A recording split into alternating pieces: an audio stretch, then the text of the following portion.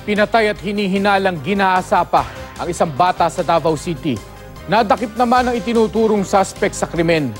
Makibalita tayo kay Rial Soroche ng GMA Davao. Wala ng buhay at wala ng pangitaas na damit. Ganyan ang itsura ng 6 na taong gulang na si Lea Bea Lucero nang matagpuan sa bakanteng loting ito sa barangay Anglongto sa Lanang, Davao City. Hinihinalang ginahasa siya. Nai-report na nawawala si Lea noong panglinggo. Noong una, inakala ng mga kaanak ng biktima na naglalaro lang ito sa labas ng bahay. Kahapon, nagpunta ang tiyahin niya sa bahay ng lolo at lola ng bata. Gisusi po na ako dito ang mga apuhan to ang bataa kay basig na dito babasig. Gikuha og sikreto.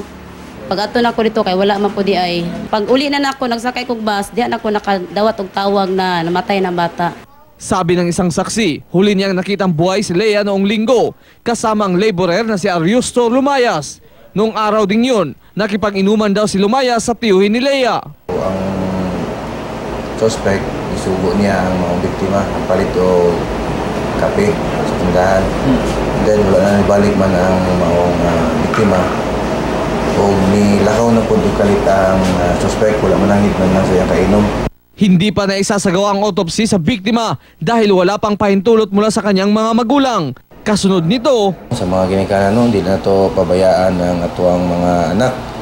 Kaya wata kabalo sa palibot na yung mga dautang elemento na ngita lang oportunidad para muhimo sa ilang krimen. Rial Soroche, Nagbabalita, Pilipinas.